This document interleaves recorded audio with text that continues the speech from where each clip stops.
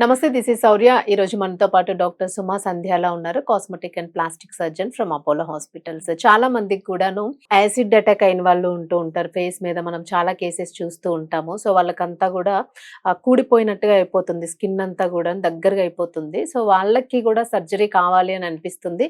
ఫేస్ని మళ్ళీ రీప్లేస్ చేసుకునేలాగా. ఇంకొంతమందికి ఫైర్ అయ్యి బర్న్ అవ్వడం ఇట్లాంటివన్నీ జరుగుతూ ఉంటాయి. సో వీటికి ఎలాంటి సర్జరీస్ ఉన్నాయి, మళ్ళా నేచురల్గా స్కిన్ని మనం తెచ్చుకోవచ్చా? ఇది డీటెయిల్‌గా కనుక్కుందాం. నమస్తే మ్యామ్. నమస్తే. చాలా మందికంటే మనము లాంగ్ ఇయర్స్ బ్యాక్ గూడా చూసున్నాము. యాసిడ్ అటాక్స్ జరిగేవి ఆడపిల్లల మీద. సో, వాళ్ళకి చాలా మందికి ఫేస్ అంతా గూడా దగ్గరగా అయిపోయి అసలు పార్ట్సే ఐస్ గూడా కనిపించవు. అవును. సో, అలాంటి వాళ్ళకి సర్జరీస్ ఉన్నాయా ఇప్పుడు? ఎందుకంటే చాలా మంది అట్లానే ఉండిపోయిన వాళ్ళున్నారు. సో, చెయ్యొచ్చు అంటారా వాళ్ళకి? సో, ఆ బర్న్స్ చాలా ఇండివిడ్యువలిస్టిక్. అంటే యాసిడ్ బర్న్స్. ఏదైనా హ్మ్. కూడా పేషెంట్‌కి ఎలా బర్న్ అయింది అన్న దాన్ని బట్టి మనం ఎంత డిఫెక్ట్ ఉన్నది దాన్ని ఎలా బాగుపరచొచ్చు. హ్మ్. అంటే ఎప్పుడు నార్మల్ అంటే గాడ్ క్రియేటెడ్ లాగా చేయడం కష్టం, కష్టం. కానీ నియర్ నార్మల్ అంటాం. అంటే చూడడానికి ప్లీజింగ్‌గా ఉండి ఎంత నార్మల్‌గా చేయగలిగితే అంత చేయొచ్చు. హ్మ్. సో, ఫస్ట్ స్టేజ్ నుంచి కాలినప్పటి నుంచి దాని ట్రీట్మెంట్ స్టార్ట్ అవుతది. ఓకే. కాలినప్పుడు అక్యూట్ స్టేజ్‌గా మనం హాస్పిటల్‌కి వెళ్ళినప్పటి నుంచి దాని మేనేజ్‌మెంట్, దాని తర్వాత మేనేజ్‌మెంట్, స్కార్ మేనేజ్‌మెంట్, హీలింగ్ అయిన తర్వాత ప్రొసీజర్స్ ఉంటాయి. అవన్నీ చేసి నియర్ నార్మల్‌కి తేవచ్చు. యూజువల్‌గా బర్న్స్ అప్పుడు ఇమ్మీడియేట్‌గా ఉన్నప్పుడు ఏంటంటే healing is the first priority. హ్మ్. హీలింగ్ అయిపోయిన తర్వాత కాస్మెటిక్ విల్ కమ్. ఓకే. కాస్మెటిక్‌లో కూడా చాలా మందికి అదే ఫేస్ స్కిన్ బాలేపోవడం, అక్కడక్కడ కార్డ్స్ లాగా అవును. థ్రెడెడ్ గుండం. ఇంకొంతమందికి కంట్రాక్చర్స్ అంటాం. అంటే ఒక్కొక్కసారి నెక్ ఇలా అతుక్కుపోవడం, అవును. చేతులు అతుక్కుంటుంది. దగ్గరికి అతుక్కుపోవడం. నార్మల్‌గా మన జాయింట్స్ దగ్గర మూవ్‌మెంట్స్ ఉంటాయి. హ్మ్. అది రాకుండా దాని అక్రాస్ బర్న్ అవ్వడం వల్ల ఇట్లా రెస్ట్రిక్ట్ అయిపోవడం, చేతులు హ్మ్. కడుక్కోవడం కష్టం. ఇవన్నీ ఫంక్షనల్ ఇష్యూస్ అంటారు. సో, ఎప్పుడు ఫంక్షనల్ ఇష్యూస్ ఫస్ట్. ఇలా ఉండడం వల్ల మనం తల ఎత్తలేము, ఎత్తడానికి అవ్వదు. మూవ్‌మెంట్ రాదు. పోస్చర్ ప్రాబ్లమ్ వస్తుంది. అలాంటివన్నీ ఫస్ట్ డీల్ చేస్తాం. హ్మ్. సో, అలాంటి కంట్రాక్చర్స్‌ని మనం సర్జరీ ఇనీషియల్‌గా అడ్మిట్ అయినప్పుడే దాని ట్రీట్మెంట్ ప్రోటోకాల్‌లోనే స్ప్లింటింగ్ అని కూడా అంటాం. అంటే ఓకే. ఇలాంటి ప్రివెంట్ చేయడం కూడా ట్రై చేస్తాం. హ్మ్. ఇవన్నీ అయిన తర్వాత కూడా ఇంకా ఉంటే దానికి కూడా ప్రొసీజర్స్ ఉంటాయి. హ్మ్. కంట్రాక్చర్స్ ని రిలీజ్ చేసి గ్రాఫ్ట్ కానీ ఫ్లాప్ కానీ వేయొచ్చు. సో, నార్మల్ మొబిలిటీని ఆ జాయింట్ దగ్గర ఇంప్రూవ్ చేయొచ్చు. హ్మ్. అలా చేయొచ్చు. సో, ఇవన్నీ ఫంక్షనల్ ప్రాబ్లమ్స్ అయిపోయిన తర్వాత ఒక్కొక్కసారి లిప్స్ ఇలా కిందకి అవును. ఎవర్ట్ అయిపోవడం, కళ్ళు ఇలా కిందకి అవును. లాగేయడం, అవన్నీ కామన్ హ్మ్. బర్న్స్ లో. అలా ఉన్న వాళ్ళకి ఎక్ట్రోపియన్ రిలీజ్ అంటాము. లిప్ కూడా అంతే హ్మ్. రిలీజ్ చేసి గ్రాఫ్ట్ ఆర్ ఫ్లాప్ ఏదో అలాంటివన్నీ చేస్తాం. హ్మ్. సో, ఇవన్నీ ఫంక్షనల్ కండిషన్స్ ని అయిపోయిన తర్వాత కాస్మెటిక్ గా కూడా చాలా ప్రొసీజర్స్ వచ్చేసాయి. స్కార్ రివిజన్స్ అని చెప్పి ఇంప్రూవ్ చేయడానికి, హ్మ్. Or scar excision, flap cover కానీ ఇలాంటివన్నీ కూడా చేసి నియర్ నార్మల్ కి తేవడానికి ట్రై చేస్తాం. హ్మ్. ఎక్కడైనా డిప్రెషన్స్ ఉంటే ఫ్యాట్ గ్రాఫ్టింగ్ అని హ్మ్. చెప్పి అట్లాంటివి చాలా చెయ్యొచ్చు. నేనదే అడగబోతున్నాను. ఇప్పుడు మనకి ఇది ఉంటుంది స్కిన్ ఏమంటాం దాన్ని? ప్లయబిలిటీ. ఉంటుంది. సో, అదంతా మనకి ఫైర్ అయినప్పుడు గాని, లేదంటే ఏదైనా యాసిడ్ లాంటి లిక్విడ్స్ పడినప్పుడు మొత్తం అది మెల్ట్ అయిపోతుంది గదా! సో, బోన్ వరకే ఎళ్ళిపోయిందనుకోండి ఇన్ కేస్. సో, నర్వస్ దెబ్బతినే అవకాశం గూడా ఉంటుందక్కడ. సో, మీరు ఇలా రీప్లాంట్ చేసినప్పుడు అంటే సర్జరీ చేసినప్పుడు ఇది నర్వ్ సిస్టమ్ గూడా కవర్ అవుతుందా వాళ్ళకి? అంటే బర్న్స్ లో చాలా కండిషన్స్ ఉంటాయి. ఆ హ్మ్. రీజియన్ ని బట్టి మనం చేయొచ్చు. ఇప్పుడు సపోజ్ హ్యాండ్ లో ఎలక్ట్రిక్ బర్న్స్ అలా వస్తాయి. హ్మ్. అప్పుడు నర్వ్స్ దాకా ఎళ్ళిపోతది. బోన్ దాకా డీప్ ఎళ్ళిందనుకోండి. హ్మ్. అప్పుడు నర్వ్ కి అంటే నర్వ్ రిపేర్స్ అంటాం. హ్మ్. అది ఏదో డైరెక్ట్ రిపేర్ అవ్వచ్చు, గ్రాఫ్ట్స్ తీసి చేయొచ్చు. అట్లా కూడా చేస్తాం. హ్మ్. బట్ అన్ని కాంబినేషన్ అండ్ ఇదిలో చేస్తాం. టెండన్స్ కాలొచ్చు, నర్వ్స్ కాలొచ్చు, వెజల్స్ కాలొచ్చు. అవును. సో, బ్లడ్ సప్లై రీస్టోర్ చేయడం, నర్వ్ సప్లై రీస్టోర్ చేయడం అండ్ ఫంక్షన్ రీస్టోర్ చేయడం కూడా చేస్తాం. అదొక హ్మ్. పార్ట్. ఫేస్ లో అయితే మనకి స్కిన్ అది బోన్ డీప్ వెళ్తే కవర్ ఇంపార్టెంట్. ఫస్ట్ నేను చెప్పినట్టు కవర్ హీలింగ్ ఇంపార్టెంట్. అన్నది. సో, అలాంటి ఫస్ట్ ఎప్పుడైనా మనం గ్రాఫ్ట్ దగ్గర నుంచి ఫ్లాప్ దాకా చాలా ప్రొసీజర్స్ ఉంటాయి. అది ఏదో ఒకటి వాడి ఫస్ట్ హీలింగ్ కి హెల్ప్ చేస్తాం. హ్మ్. హీలింగ్ అయిపోయిన తర్వాత కాస్మెటిక్ కండిషన్. అంటే ఆ ఫ్లాప్ ఉన్నా కూడా కొంచెం నియర్ నార్మల్ గా చూసిన వెంటనే ప్రెజెంటబుల్ గా ఉండేటట్టు. హ్మ్. బికాస్ ఫేస్ అన్నది అందరూ చూస్తారు కాబట్టి అవును. వాళ్ళకి కూడా కాన్ఫిడెన్స్ పెరుగుతది కాబట్టి అలా స్టేజ్డ్ గా ప్రొసీజర్స్ చేసి ఇంప్రూవ్ చేయొచ్చు. హ్మ్. మ్యామ్, అంటే బర్న్ అయిన దానికి ఇట్లా ఏమైనా పడే యాసిడ్స్ లాంటి వాటికి మీకు అందులో ఏమైనా డిఫరెన్స్ ఉంటుందా? కాలిన దానికిను యూజువలీ యాసిడ్ బర్న్స్ మొత్తం ఫేస్ లో కాలినప్పుడు చాలా part of the typical skin cases. కొన్నిట్లో అలా కొంతమందికి డాట్స్ గా పడి ఫేస్ అంతా ఎఫెక్ట్ అవుతుంది, కొంతమందికి మ్యాసివ్ గా ఎఫెక్ట్ అవుతుంది. యాసిడ్ బర్న్స్ లో దెర్ ఇస్ మోర్ డిస్ఫిగర్మెంట్ ఉంటది, హీలింగ్ లో కానీ అలా అనిపిస్తది. సో వాళ్ళకి more and more procedures needed ఉంటది నార్మల్ కి రావడానికి. When certain things are damage, reconstruction చేయడం చాలా కష్టం. లైక్ ఐ లాషెస్ అలా ఐ లిడ్స్ అవన్నీ డ్యామేజ్ అయితే స్టెప్ బై స్టెప్ అన్ని రీకన్స్ట్రక్ట్ చేసుకొని రావాలి. అండ్ అది చాలా టైం పడుతుంది.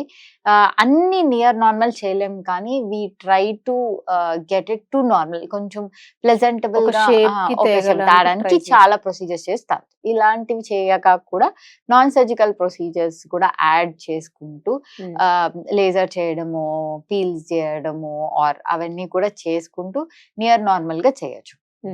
మ్యామ్ కొంతమంది కరెంట్ ఎర్త్ అయి కూడా ఫైర్ అవుతూ ఉంటుంది బాడీ కంప్లీట్ గా, ఎక్కువ చిన్నపిల్లల్లో జరుగుతూ ఉంటుంది ఇది.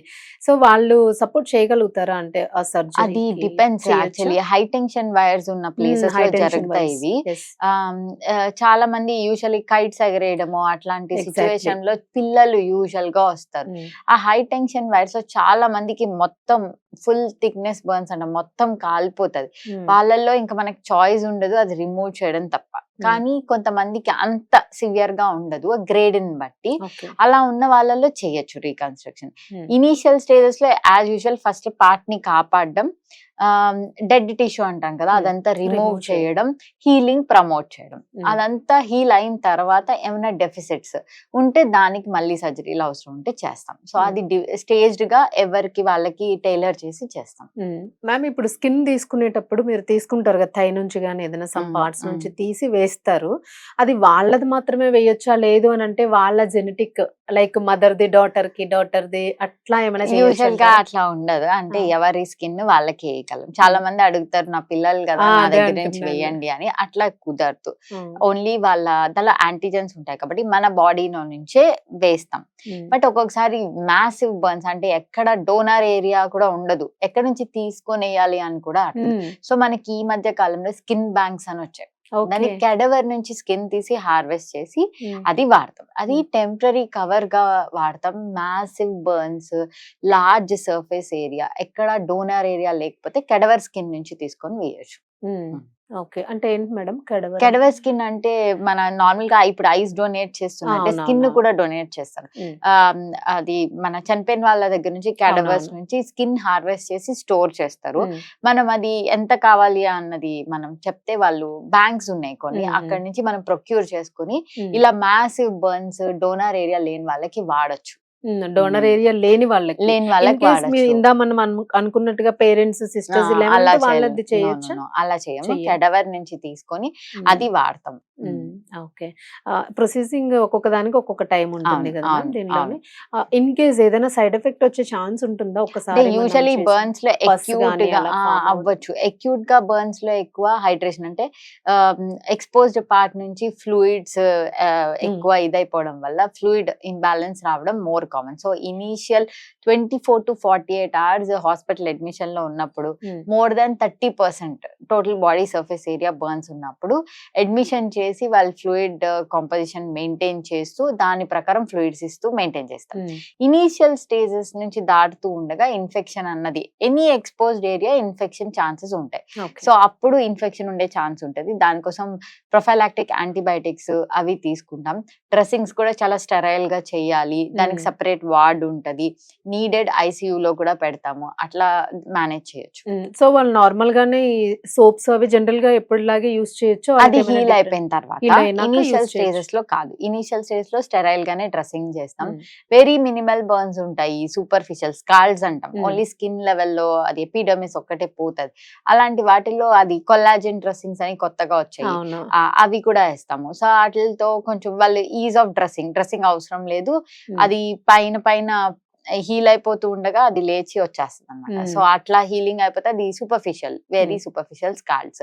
అది కాకుండా ఇంకొన్ని వాటికి స్కిన్ గ్రాఫ్ట్ నీడెడ్ ఉంటది, ఇంకొన్ని వాటికి ఫ్లాప్ చేయాల్సి వస్తుంది. అవును. సో ఇండివిజువల్ బట్టి ఎన్ని డేస్ అడ్మిషన్ ఎలా ఉంటది, ఐసీయూ కావాలా లేదా, కానీ అదొక సెపరేట్ ఇది.